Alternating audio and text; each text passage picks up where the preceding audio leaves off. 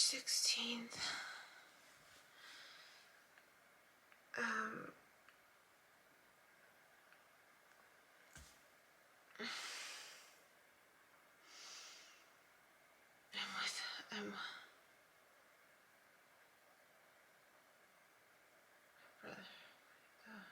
work.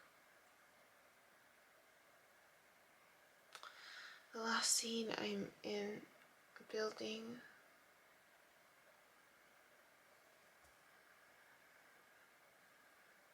I'm building, big building, large building. But it's my old job. It's why I dream about that? It's my old job. Like the large organization I was with.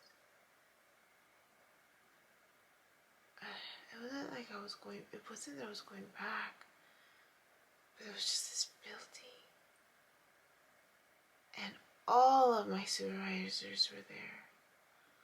All of my female supervisors from the past, of every single job that I've had that was female, where the boss was female. All my bosses are in one building. Wow. There were people. I was like, I had to do like a double take. I'm like, I haven't worked with you in years.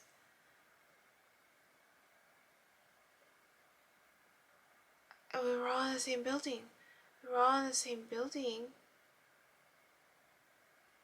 And there was this element of, we're all learning together. I had to go to the restroom. And we're all standing in line to get into like the conference area. I had to go to the restroom. I just remember being tripped out. I was like, oh, I haven't seen you in like in decades. I haven't seen you in that's right, decades, because I'm 40, practically gonna be 41 in a couple months. In decades, I hadn't worked with them, and I'm like, whoa, that's crazy. We were standing in line to get into conference room. And I had to go to the restroom, so when the doors opened, instead of me sitting with them, I snuck away. I'm like, hey, restroom. Why didn't I go to... There was a reason why I didn't go into the restroom. Instead, I went into the other doors for the same conference room, but on the other side, it's like a way big conference area. There was an element of wanting to hide. Excuse me. There's an element of me wanting to hide and not sit with them. Then the conference room turned into a church auditorium, and everybody in there was going to church. And I remember being tripped out. I'm like, oh snap. And they're all white people. That was another thing I noticed. I'm like, oh snap, they're all white people. Like it was like a you know, like church, but dominant culture. I'm like, oh, everybody white. I remember that. I remember thinking that. And the moment I sat down, there was a level of like, okay, I don't have to deal with people from work. But then there was a realization like, oh, but I'm in church. Why am I in church? Because the auditorium turned into a church. And I just remember being tripped out. I'm like, why am I listening to a church sermon? And being confused. I remember being confused why I was there, and I was trying to leave. Once I realized there was a church service, I was like, why am I here? And I'm getting up to leave. So bizarre. It has to be a junk dream. It has to be. Yeah. Okay. It's a junk dream. It's gotta be a junk dream. But the supervisor said, I think about my I don't know what am I supervising, because I need to just let her know what I still talk to. That that I'm okay. I haven't I with the papers I haven't responded back. So I know there's connection there. Connection with church. Connection with church and the white people. I stayed up doing my second paper. Started my second paper.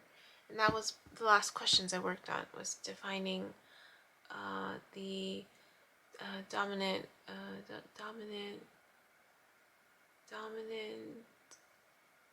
cultural oppression. I had to define dominant cultural oppression, give an example of it, like, you know, wealthy white people, and then that was the first question for the first section. And then the second question, it was to pick a certain topic, and I was gonna pick religion. I was gonna pick religion. That's probably what I was. But I don't understand all my bosses, all my female bosses. Female boss, even my so I used to work for Kaiser. They were there. Wow, I was like 19 when I worked with them in the community, and I used to work with families in the community and kids and teens, and I would do presentations. I was 19, and for Kaiser, wow, like I saw, I'm seeing you since I was 19. Wow. And my even when I worked in the hospital, my preceptor, my what's it, my internship proctor. Oh, she was there. I see her long red hair, long straight line. She's there. She's. I was thinking about that. I was like, wow, these are people I've been working with in decades. Wow. And mind you, most of my jobs, it was in the field that it's all like, so there's that theme that it's what my line of work. It's my line of work. That's crazy. I hadn't thought of them in years. And so I aside from the other stuff, like the junk dream type, I don't know why. I'm tired. I'm gonna sleep for another hour. I just want to record that because I feel part I remember. I know there's more. That was the last part. Before I woke up. Okay, that's it. Bye bye. Hi, my name is Yubi, and in case you haven't figured it out, this footage is capturing my experience as I learn to navigate my personal spiritual awakening. I am learning that this experience is unique to each one of us. In whatever way we believe we are embracing living our truth, this just happens to be my journey. And despite me having a graduate degree and a license in clinical social work, this by no means is intended to replace any type of mental health advice. This is just me on a personal level, documenting my experience, shedding light on the truth that I am learning and discovering for myself, and really inviting you along for the ride. If by some magical chance you find this content to be helpful in any way, shape, or form, please click the like button, share the message, subscribe to my YouTube channel. I have an Instagram account, a personal one, and one specifically for this channel that you're more than welcome to check out. I'm an open book. I have also created t-shirt designs. I'm wearing my favorite one right now, which is the North Node design, but I have that and other things that you can look at inspired by this process and journey, and I have the link in the description box as well as in the about section of my YouTube channel.